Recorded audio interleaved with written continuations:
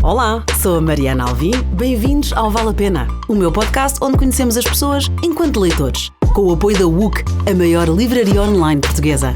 Fiquem por aí, vale a pena. Hoje tenho comigo o Pedro Adão e Silva, licenciado em Sociologia, doutorado em Ciências Sociais e Políticas em Florença. Todo o seu percurso, que não parou, é conhecido do público, que o conhece mais como Ministro da Cultura, claro. Hoje não falamos de política, vamos conhecer o leitor. Antes disso, umas dicas que eu fui tentar arranjar. Os pais não gostavam nada de futebol, mas fizeste sócio do Benfica muito cedo. Aliás, és muito ponderado em tudo, menos nos jogos do Benfica. É verdade. Eu não sei se nos jogos do Benfica é uma questão de falta de ponderação, é só quer dizer, vivo com uma intensidade do Benfica que não vivo outras coisas. Acho que isto foi uma maneira muito simpática de pôr a coisa. Sim. Menos ponderado durante os jogos.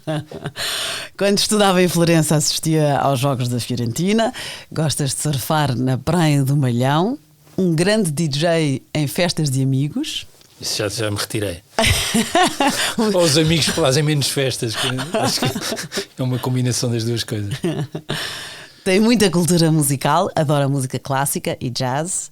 Tiveste um programa de música na TSF. E no Rádio Clube. E no Rádio Clube Português. Exatamente. Foste ao Texas só para assistir aos concertos do South by Southwest. Já duas vezes. E conto ir terceira.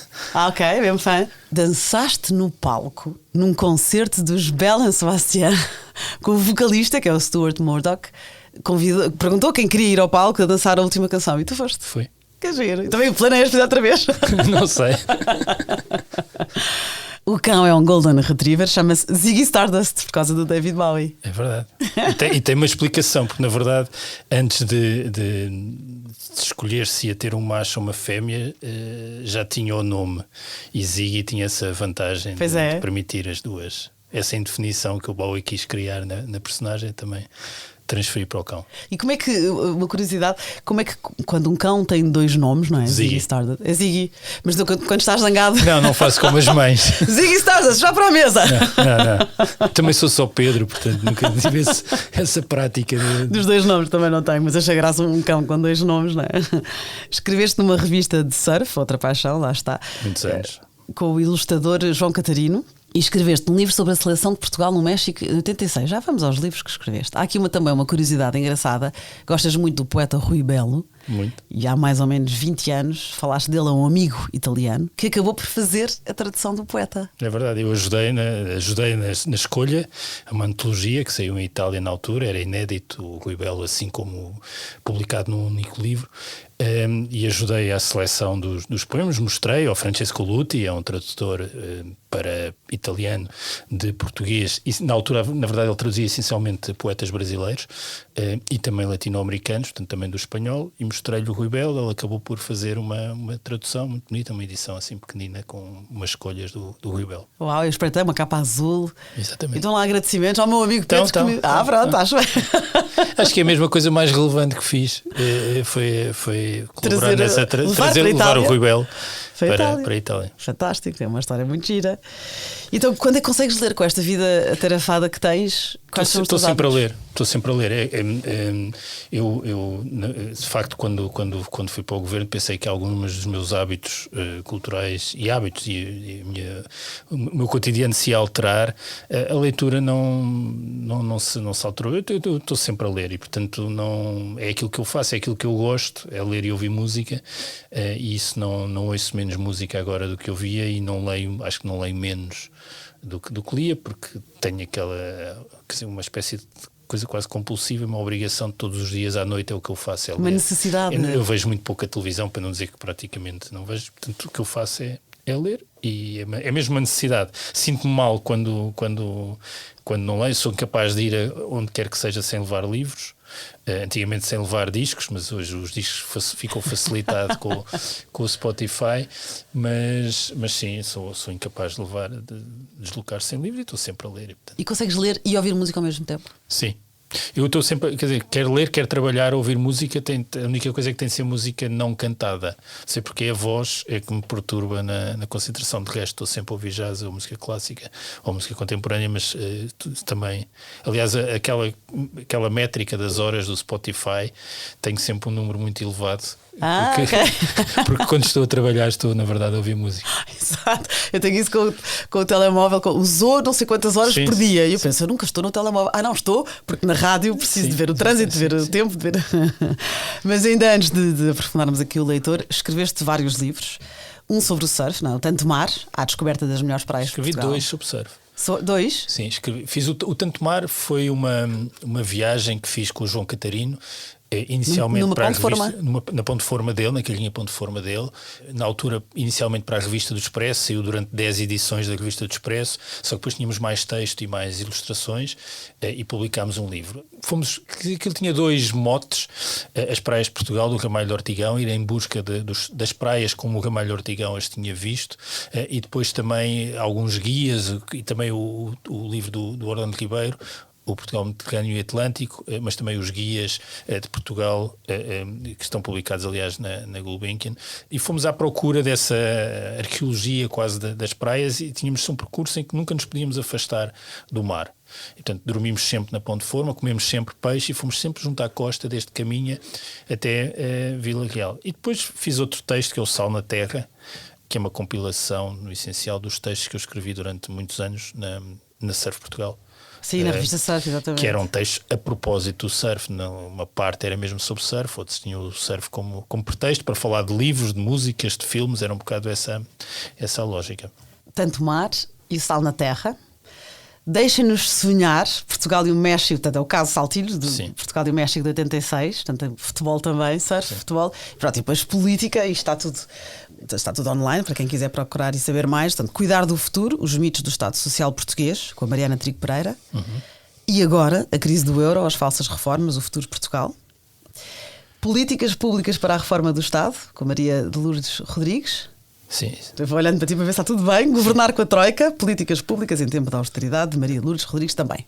São livros mais académicos que foram feitos no contexto do ISCTE. Portanto, pronto, aqui temos o escritor, temos parte de currículo. Jantarias com Alberto Queiro, foi a tua resposta. Porquê este heterónimo? Primeiro porque eu não tenho aquela coisa de conhecer as pessoas que admiro muito, acho que isso dá mau resultado. Pese embora, agora nesta passagem como Ministro da Cultura, ter conhecido pessoas que admirava muito e terem... E não desiludiu? Não, pelo contrário, até ter sido possível ter conversas que eu não imaginava que se desenvolvessem e desengolassem nesses moldes com essas pessoas. Portanto, isso é possível. Se calhar é possível jantar com alguém que se admira e isso não ser uma... gostei muito de conversar com o Caetano Veloso, por exemplo, para dar um exemplo.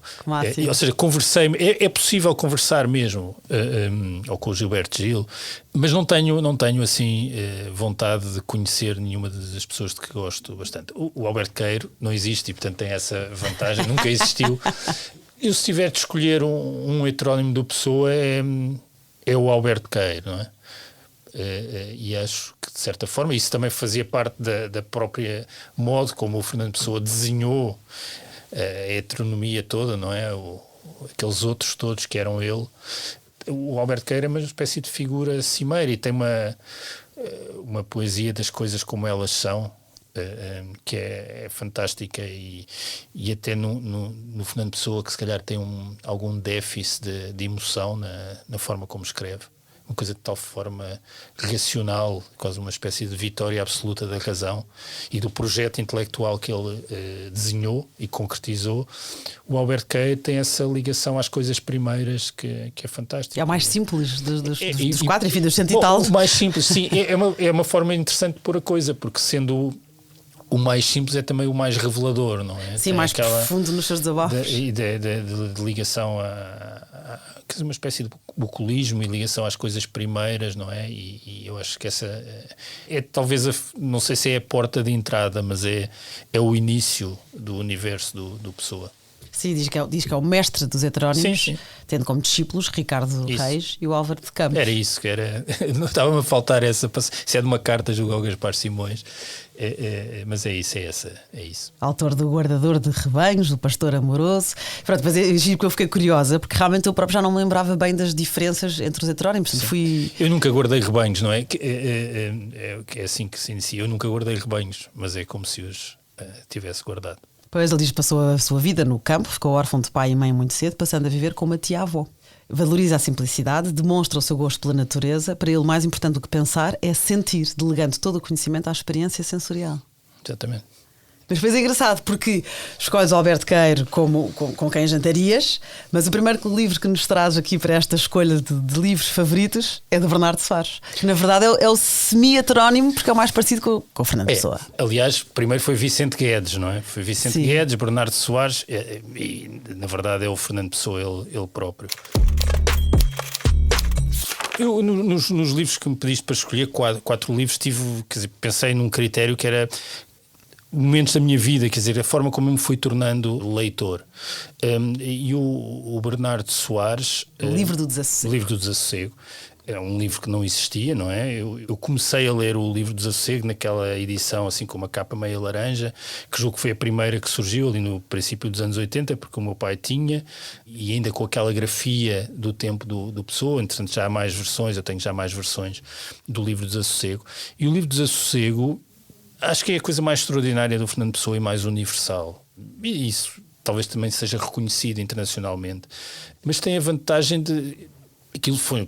Pronto, para quem conhece a história, são fragmentos, não é? São fragmentos que foram encontrados, muitos deles só na arca, só com o LD, portanto, pertencendo a um livro que o Fernando Pessoa foi construindo e que foi assinando, julgo primeiro como Vicente Guedes, só depois como Bernardo Soares, mas tem essa...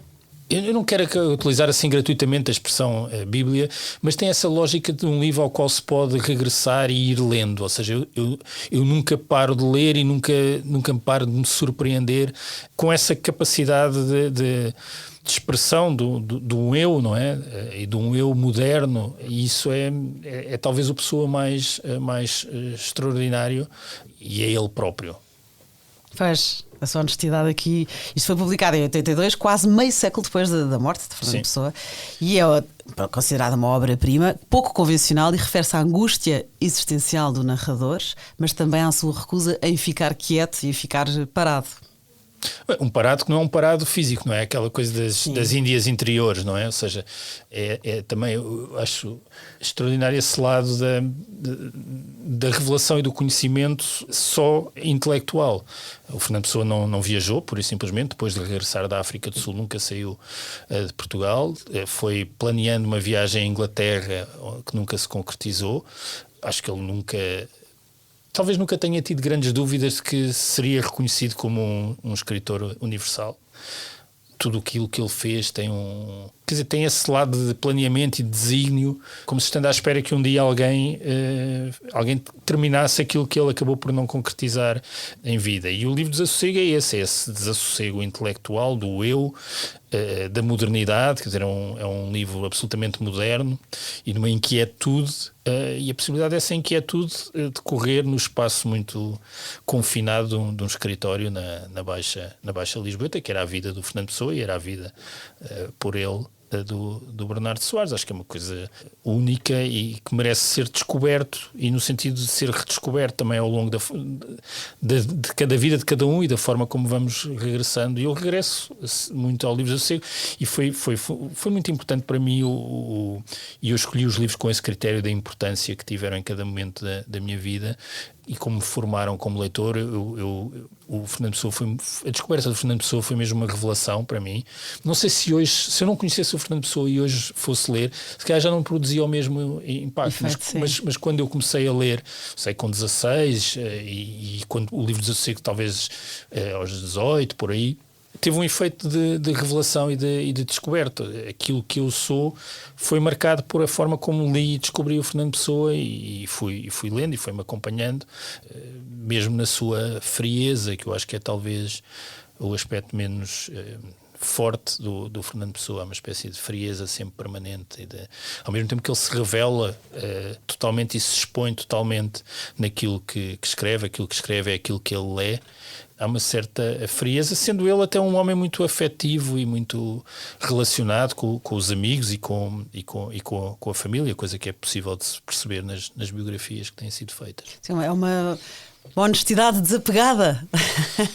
Entrega-se sem filtros, não é? Sim, é honesto. E do nível de complexidade dele próprio, da sua identidade, não apenas psicológica, mas da sua própria identidade. Também sobre isso sabe-se hoje mais do que sabia até quando o livro do Desassossego foi publicado. Certamente quando o livro do Desassossego foi publicado, e julgo que hoje é possível conhecer melhor o Fernando Pessoa através também daquilo que se conhece hoje da vida do Fernando Pessoa, com as várias biografias que foram saindo.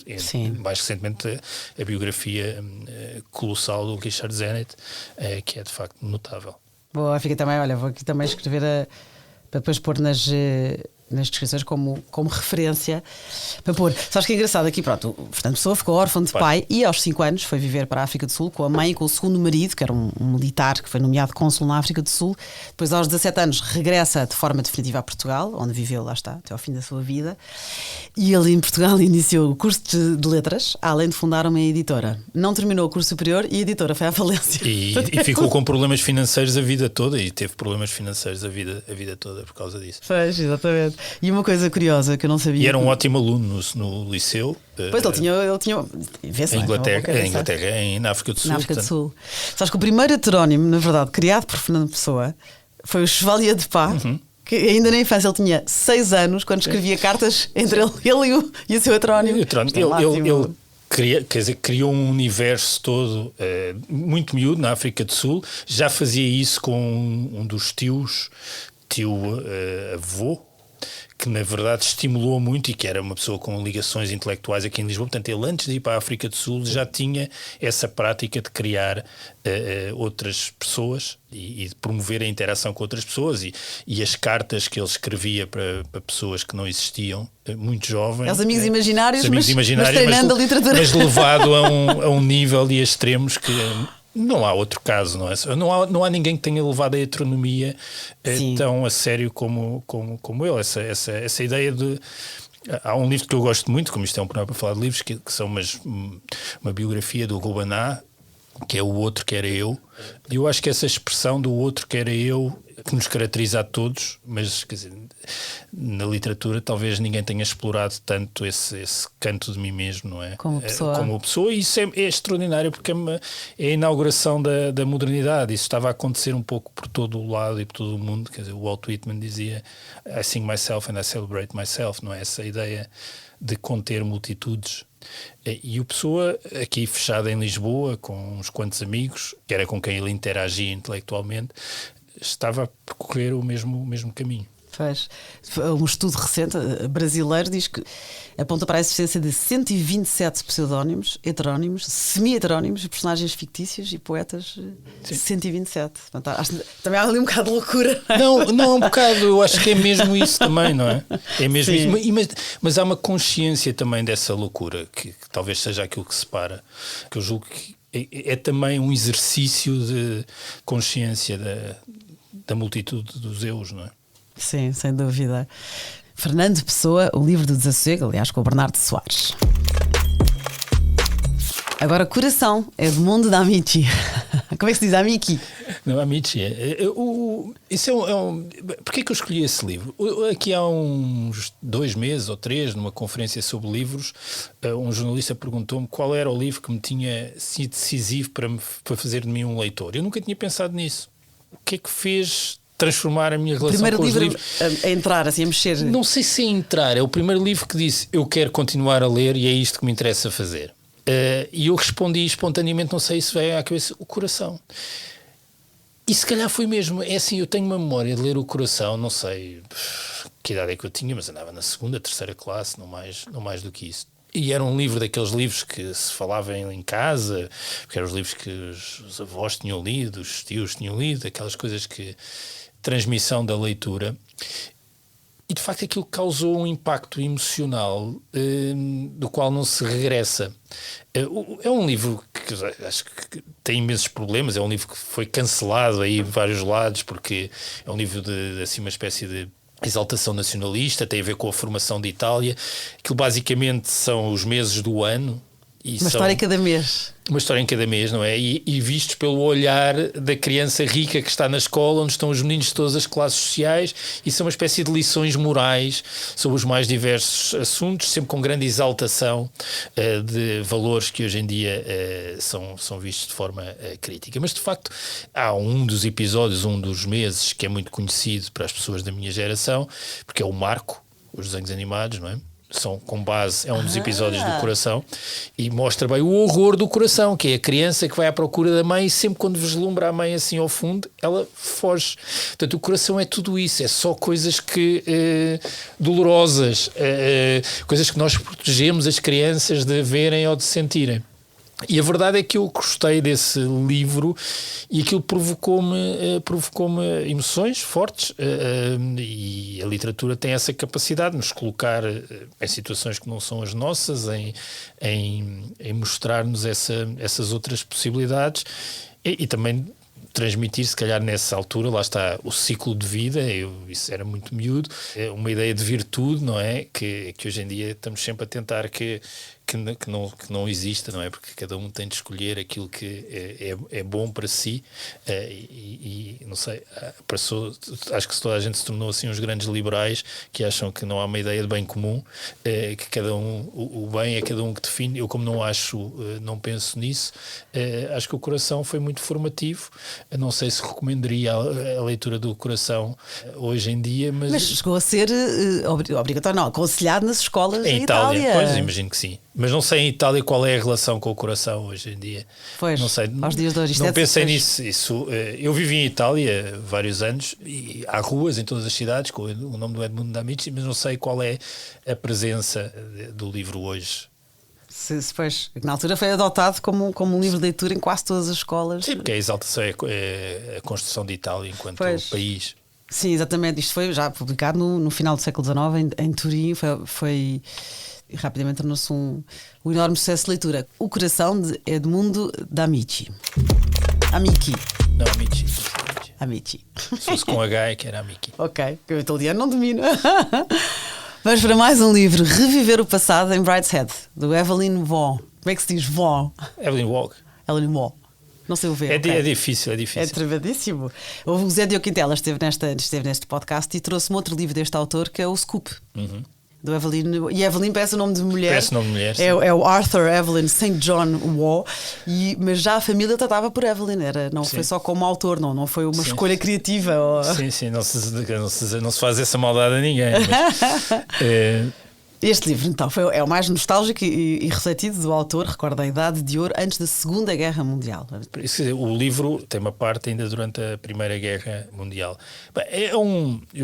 Esse livro tem uma série de televisão que foi muito popular nos anos 80, acho que é assim a primeira grande série de televisão que é feita, com Jeremy Irons a fazer de Charles Ryder, agora estava a tentar lembrar do nome da Lady Markmaid, que foi a mulher do Philip Roth, aliás, agora não me lembro. Na vida real? Claire Bloom. Okay. Eu li no 12º ano, portanto teria 17, 18 anos, já voltei a ler. Aliás, os livros, tirando o Coração, os livros que sugeri são livros que eu reli, e não há muitos livros que eu tenha relido, e essencialmente não há livros que eu tenha relido com prazer na segunda leitura. Acho que a segunda leitura me desiludiu sempre em relação à primeira. Só um parênteses para dar um exemplo. Há um livro que eu não pus na lista, e que seria o quinto, que ficou de fora, que é Os Sinais de Fogo, do Jorge Sena.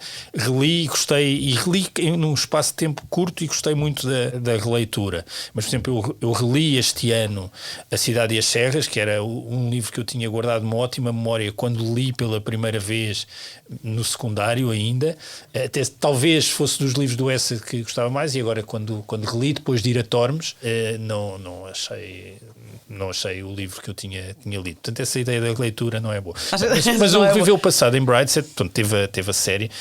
É um livro extraordinário e muito marcante por várias razões. Não posso contar muito rapidamente, fazer assim uma breve sinopse e o significado.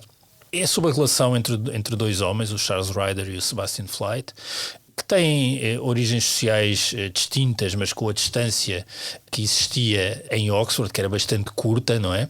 E, portanto, o Sebastian Flyte é alguém da aristocracia britânica, de uma família católica, e isso é pouco comum, mas muito importante para a história do livro. O Charles Ryder é alguém da alta burguesia que chega à universidade, a Oxford, com uma lógica totalmente racional, ou seja, tem uma ligação com o conhecimento, com Oxford, com aquilo que seria a sua vida de grande racionalidade. E conhece de rompante o Sebastian Flyte, que é um esteta, para simplificar. E deixa-se apaixonar por aquela família, por aquela vida, por aquele universo que conhece. Os Marchmain. Os Marchmain, exatamente. E a casa deles, o castelo. Castle Howard. Brideshead, que na vida real é Castle Howard.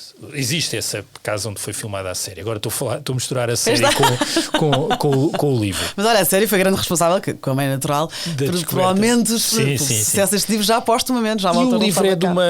O livro são várias partes. Tem essa primeira, Etina Arcadia Ego, que é uma inscrição que está num quadro muito bonito do Poussin, que eu aliás vi quando fiz Erasmus em Inglaterra, quando tinha 20 anos. O que é que quer dizer? Eu estou na Arcádia, não é? A ideia de um regresso nostálgico a um passado mitificado, da antiguidade clássica, portanto o Poussin fez isso por relação. E, portanto, a ideia desse espaço das civilizações clássicas. E é isso que a primeira parte do livro é sobre esse encontro e sobre essa descoberta, que é uma descoberta também pós-adolescente, juvenil, não é? De um mundo para o Charles Ryder desconhecido e que ele conhece através do Sebastian Flyte. E na verdade ele apaixona-se por toda a família. O livro sugere sempre isso, sugere ali uma tensão e uma relação homossexual com o Sebastian Flyte, que é revelado como sendo homossexual. Mais tarde ele, portanto, torna-se um alcoólico e acaba em Marrocos, ele próprio a cuidar de um alemão de péssimo aspecto e de péssima extração, e portanto isso também é curioso. Mas depois o Charles apaixona-se pela irmã, pela Julia, pela irmã do Sebastian, e tem uma relação amorosa que depois não consagram no matrimónio, e aí cruza-se com o catolicismo. E isso é muito interessante, o tema da fé e da religião nesse livro, porque isso é o fio condutor. Todo esse livro é sobre essa perda da fé e da inocência, não é? E da inocência, talvez seja isso. Não sei se é a segunda ou a terceira parte do livro, chama-se Órfãos da Tempestade, que é o reencontro da Julia com o Charles mais tarde. E não podemos contar tudo. Não, mas é um daqueles livros que talvez o contar seja o fundamental para a leitura. E o livro termina com o Charles incorporado nas Forças Armadas durante a Primeira Guerra. Eles transformam o Castle Howard, ou Brideshead, num quartel, e a capela está reaberta, e o Charles vê aquilo como um sinal. Eu não sou crente, não tenho qualquer fé, isso acho que é um problema, mas tenho aqui uma dúvida e sempre uma questão com esta relação com a religião católica no essencial. E este livro, de certa forma, formou-me também nessa... É como se... Lá está, tenho utilizado muito a expressão da revelação. Acho que os livros que eu escolhi são livros que foram reveladores para mim. E o Brideshead foi a vários níveis, e também esse. Eu conto aqui um episódio que tem graça aqui há uma semana, ali no gabinete do Ministério da Cultura. Estávamos a discutir um tema que não interessa qual.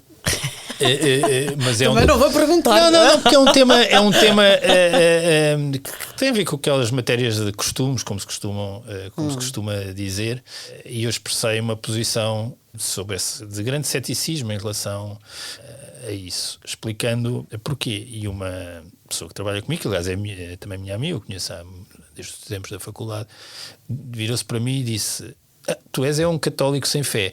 E eu pensei, se calhar é mesmo isso que eu sou. E o Brideshead ajudou essa revelação de...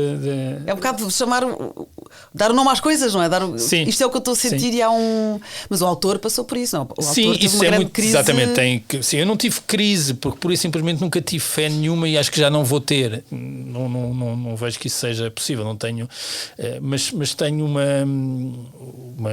sensibilidade ou uma exposição a essas matérias. Bem, e o Brideshead faz isso de forma notável e é um livro lindíssimo, muito triste também, porque é um livro de falhanços, não é? Mas que acaba com esse lado de esperança quando ele vê a capela. Não estragando tudo. Sim, não, mas não estraga nada. Sim, não deixa de ser uma premissa, não é? O que estás a dizer. Quer dizer, e é um livro que é muito interessante. Não é tão comum assim, porque tem registros. Aquele primeiro terço, que é a primeira parte de Oxford, aquele primeiro ano letivo e as férias de verão são de tal modo exaltantes. E aquelas figuras todas que, desde o Aloysius, que é o urso peluche, até aquele grupo todo que o Charles Ryder conhece em Oxford e que faz com que ele abandone tudo aquilo que foi a vida dele até então e se torne numa outra pessoa. Depois contrasta com a perda, que o livro é todo em perda até ao fim, e é uma perda de um mundo e de um tempo e de um tipo de relações que existiram de forma muito limitada, social, histórica e culturalmente, mas que existiram e que não se repetem. Sim, reviver o passado em Brideshead, do Evelyn Waugh. Isto é giro porque estás a falar do livro e eu estou a pensar num autor que passou também por muito e é natural, tanto acaba por ser um reflexo, não é? Está certo. Ele foi escritor de romances, biografias, livros de viagens, jornalista e crítico literário e tratado, lá está, como Evelyn, também pela família. Ele serviu no exército britânico na Segunda Guerra Mundial, primeiro nos Royal Marines e depois na Royal Horse Guards. Era um escritor perspicaz que usava as experiências e a enorme diversidade de pessoas que conhecia nas suas obras, geralmente para efeito humorístico. Então tens aqui estes estilos. Tem muito sentido de humor em vários dos romances. Eu li vários dos outros livros dele. Acho que todos estão a grande distância do Brideshead. Ok, o Brideshead ganha, está no pódio, sim, no primeiro lugar. Para mim, sim. E depois há aqui eu achei graça por nós saber este autor, porque a sua capacidade de desapego era tanta que ficcionou o seu próprio colapso mental. Então ele gozava com ele próprio, ele não estava bem, continuava a escrever isto no final já dos anos 50 e apesar de mostrar uma máscara de indiferença, era capaz de uma enorme generosidade e simpatia para aqueles que considerava seu amigo. Fantástico. Reviver o passado em Brideshead. O último livro aqui também referiste, também especial e também percebo que este também nos faça abre janelas. O Léxico Familiar, Natalia Ginzburg. Sim, eu vivi em Itália e li a Natalia Ginzburg. Como é que é Ginzburg? Não sei, é um nome, não é italiano. Eu destaque depois, exatamente. É o nome já lá vou ao nome, porque o nome também é importante. Ela, na verdade, é Levi, de solteira. Natalia Levi é filha de um grande cientista e professor e foi casada com uma grande figura intelectual que era o Leon Ginzburg, que foi morto pelos nazis, depois de ter sido também preso pelos fascistas italianos e que era a figura... E deixou a viúva com 30 e poucos anos e 3 filhos, novíssima. Era uma figura proeminente de um grupo de intelectuais italiano, de facto extraordinário, fazia parte do Pavese, a própria Natalia Ginzburg, o Calvino, e que estiveram envolvidos na formação da Einaudi, que é uma grande editora italiana e um grande círculo intelectual. Eu li esse livro quando vivia em Itália em italiano, acho que li quase tudo da Natalia Ginzburg. As coisas mais ensaísticas, mais do fim da vida não li, mas as novelas e as peças de teatro também não, mas portanto li os romances e as novelas, li os textos há um texto que entretanto também saiu em português, que é As Pequenas Virtudes, que eu recomendo vivamente a todos, tal como o Léxico Familiar, que finalmente entretanto também saiu em português. Eu reli quando saiu a tradução em português, eu tinha lido em italiano. São as memórias da família num período limitado do tempo, portanto são as memórias da infância, da juventude daquela família, não é? Uma família da burguesia intelectual de Turim, judeus. Isto é entre os anos de 30 e 50. Totalmente desestruturada pelo fascismo, mas que Para além do lado quase curioso e da escrita da Natalia Ginzburg, que tem uma atenção ao pormenor e uma escrita quase destilada, como se não houvesse nada de supérfluo. Eu tenho muito pouca paciência para o excesso de adjetivação. Para os Rodriguinhos, e como para dizia a Maria do Rosário Pedreira. Coisas que a literatura está cheio, não aguento páginas com palavras a mais e a Natalia Ginzburg é isso, é uma coisa enxuta, não há nada ali que não seja necessário e, estando só o essencial, expõe tudo. E isso é interessante, porque esse é um livro sobre a família dela e sobre a relação entre os irmãos, a mãe, o pai, a partir dessa ideia poderosa que é o léxico, a ideia de que todas as famílias têm um conjunto de frases, de forma de se relacionarem, que acaba por construir a identidade coletiva da família. Só que isso é uma família de gente extraordinária. Todos eles, não é? A irmã, que é uma grande figura da sociedade italiana, até do ponto de vista social, não é? Foi casada com o Olivetti, com o filho do Olivetti, que faz da Olivetti um grande império industrial. Os irmãos, todos eles grandes figuras, um deles, se não estou em erro, é só um, morto também enquanto partigiani, portanto, enquanto resistente. E o pai, que era de facto uma figura única, e que nós percebemos essa figura única, impaciente. A impaciência do pai é das coisas mais notáveis desse livro. É como se nós conhecêssemos aquela família, a família Levi toda. Ginzburg, o Leon Ginzburg, era um judeu russo, meio italiano. Ativista político. Ativista, pronto, morre muito jovem, era a grande figura intelectual reconhecida pelos outros, que vêm todos eles a ser figuras extraordinárias, tradutor de muitos autores importantes para russo. A Natalia Ginzburg, entre outras coisas, foi a primeira tradutora do Proust para italiano. Durante a guerra fez a tradução do Proust, ela esteve exilada no campo.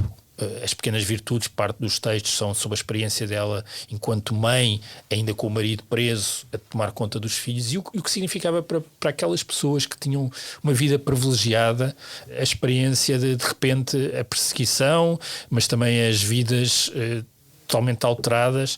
E há um texto notável que é Os Sapatos Rotos, que está nas Pequenas Virtudes, que é sobre a importância no maior sofrimento e nas maiores agruras as crianças terem sempre sapatos bons, porque o que ela diz é que é isso que lhe permitiu, foi o facto de ter uma infância protegida, foi o que lhe permitiu, quando precisou de andar com os sapatos rotos, conseguir resistir. Isto é muito ao contrário do que nós achamos que devemos habituar à dureza. Não, se calhar se habituarmos a isso, torna-nos mais robustos e fortes nos momentos de dificuldade. As pequenas virtudes é também um pouco isso, a ideia que estamos sempre a ensinar às crianças as pequenas virtudes e com isso esquecemos das grandes. A Natalia Ginzburg é se calhar é a pergunta do jantar.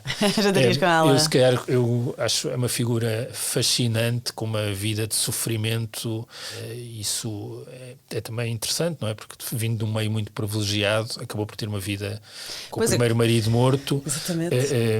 Portanto, ela manteve o apelido do marido. O filho da Natalia Ginzburg é dos maiores historiadores, se não neste momento o maior historiador vivo, o Carlo Ginzburg. Depois teve um segundo casamento com uma relação de grande paixão pelo marido, que acabou por também ter uma doença que morreu novo relativamente. Teve uma filha que tinha uma deficiência profunda e que ela cuidou a vida toda. E que deixou, depois morreu antes da filha. Teve um outro filho que morreu com 2 anos. Portanto, é uma história, não é uma história horrível, mas foi sempre uma figura cimeira de um país intelectual e culturalmente extraordinário que é a Itália e a Itália do pós-guerra. Aquilo que aconteceu na literatura italiana, no cinema italiano, depois da guerra, não tem paralelo em mais nenhum sítio, e eu acho que a Natalia Ginzburg ajuda-nos a perceber também essa Itália, e felizmente no passado a Cotovia foi traduzindo algumas coisas da Natalia Ginzburg, assim de forma quase clandestina. A Cotovia, entretanto, infelizmente acabou, mas esses livros da Cotovia dia aparecem a preços incríveis em feiras, muito bonitos, com aquelas capas do João Botelho com 2 cores. E, entretanto, a Relógio d'Água tem estado voltou. Algumas dos livros que já estavam na cotovia, mas traduziu 2 inéditos, o Léxico Familiar e As Pequenas Virtudes. Sim, ambos já foram referidos neste podcast. Aliás, a Anabela Mota Ribeiro, na conversa número 25, trouxe o Léxico Familiar e estava escutado, finalmente agora consegui. Sim. E eu tive um blog que se chamava Léxico Familiar. Sério? Sim. Já não existe? Não, já foi há 20 anos também. Tá bem. Não, só punha aqui nas referências para recomendar. Mas sim, mas ela então há pouco estava a dizer que ela ficou viúva, foi antes dos 30 até, com 3 filhos, e também o pai e os 3 irmãos, o pai, o Levi, o Giuseppe Levi, professor universitário, tudo presos pelo totalitarismo de Mussolini. Portanto, realmente ela viveu muito e depois é uma mulher que tem a sua inteligência para usar e a sua... Eu li uma biografia por acaso este verão da Natalia Ginzburg, muito interessante, que é italiano. Mas... ok, não há tradução, não, já estava aqui a anotar. Não. Mas quem souber, quem conseguir ler, é um bocado como ao francês, nós lermos com cuidado e com paciência, ainda conseguimos desenrascar. Agora uma pergunta: livro de desassossego, coração, reviver o passado em Brideshead e Léxico Familiar. Escolhe um. Pergunta difícil. Se pensar na leitura como uma espécie de leitura contínua, não é? Como uma coisa que nós estamos sempre a fazer, que é aquilo que eu gosto e que me interessa, e em última análise terá de ser o livro do desassossego, porque tem esse lado de regresso. Sendo que o coração não, mas eu tenho tão presente o Brideshead e o Léxico Familiar que é como se fossem também parte de uma leitura contínua. Mas talvez, acho que a coisa mais universal é mesmo o livro do desassossego. O livro do desassossego, boa. Agora vamos para a parte final. Estive aqui a ver livros para te oferecer e eu achei graça porque a conversa do Zé Diogo Quintela, e ele falou-me no Evelyn Waugh, e tu também, não é? Tu às vezes penso, conhecendo-te literariamente, conhecendo os meus convidados como leitores, não é? Que género é que eles poderão gostar ou o que é que eles poderão oferecer. E tenho um plano B, que é o que sugeriu, mas achei este livro, o Zé Diogo Quintela falou-me nele, que é o Catch-22, de Joseph Heller, que é extraordinariamente original. Eu adoro ler, eu ligo imenso às já percebi que tu não, mas ligo imenso às críticas também, se foste lá ver. Extraordinariamente original, brilhantemente cómico, brutalmente macabro. É um livro desconcertante que provavelmente vai dividir os seus leitores em 2 partes praticamente iguais: a dos ofendidos e a dos encantados. Mas a questão das bananas e das críticas eu ligarei quando pegar num livro em que aí atrás estão coisas más sobre o livro, não é? Okay. Como ainda não chegou esse dia. Mas isso os editores ainda não. Não, e depois há outra coisa que eu tenho aqui. Eu por acaso não sou fã do género do horror, mas sou fã de Stephen King, apesar de não adorar os livros dele, mas gostei do on-writing, do escrever, e sou fã dele. Às vezes ele tem umas críticas interessantes, enfim. E então ele diz: para mim houve 2 grandes romances americanos dos últimos 50 anos. Catch-22 é um deles. Sim, eu nunca li o Catch-22. Conhece a expressão Catch-22 que se usa? Conheço. Não, conheço. Aliás, acho que é um filme também. Acho que sim, acho que foi. Quando o livro é bom, muitas vezes, sim, não é? Mas o meu pai, que se interessa muito por livros e por filmes que tenham a ver com a guerra, eventualmente isso está ligado pelo facto de ele também ter estado na guerra colonial, e, por exemplo, lê quase tudo o que foi escrito sobre a guerra colonial. Já conhece Isabela Figueiredo, Maria Dulce Cardoso. Não, mas as coisas mais antigas, o Carlos Matos Gomes, o Nó Cego e as coisas do Lobo Antunes, etc. Mas isto foi um livro que o meu pai insistiu sempre que eu lesse. E eu nunca li. É daquelas coisas que acontece. Depois tem uma sequela, acho que não é tão conseguido. Exatamente. Mas não tenho, ou seja, tenho na medida em que o meu pai tem, e que é daquelas coisas de insistência de o meu pai na adolescência. Umas coisas que nós não tenho umas coisas que se lê por recomendação dos pais. Eu estava agora a dizer isso, que eu sou leitor em importante medida, porque quer o meu pai quer a minha mãe são leitores ávidos. O meu pai então muito mesmo, e há umas coisas que por insistência deles eu li, outras que sem explicação foram ficando. O Catch-22 é daqueles que foi ficando, pese embora o meu pai, quando eu tinha 18, 19 anos, estar sempre a falar de precisar de ler o Catch-22. Portanto, até agora eu não tinha visto esta edição sequer. Que bom, porque quando o Zé Diogo Quintela me trouxe esse livro, eu achei não só interessante e fiquei cheio de vontade de ler, mas eu não estou conseguindo dar vazão, porque depois sempre que vem um convidado cá eu fico, tenho que ler este, de repente a minha TBR, não é? A lista to be read. E falei ao meu pai sobre estes livros, porque eu sei que seria o género dele. E o meu pai disse logo: grande livro. Ainda não leste, tens que ler. Pois é isso. Portanto, olha, que engraçado, também é um livro de referência do meu pai que não me tinha impingido, mas depois de eu lhe sugerir, o meu pai disse: não, eu já li e tu tens que ler. Portanto, fica aqui o presente e obrigada. Muito obrigado. Muito obrigado eu pelo livro. É a melhor coisa que me podem oferecer. É livros que eu acumulo para além da minha capacidade de poder ler. De poder ler, mesmo que Exato. Continuo a ler bastante. Obrigada, Pedro. Foi um prazer. Foi um gosto. Obrigado, Mariana. Obrigada eu. E obrigada a quem está a ouvir. Para a semana a mais. Muito bem, muito obrigado.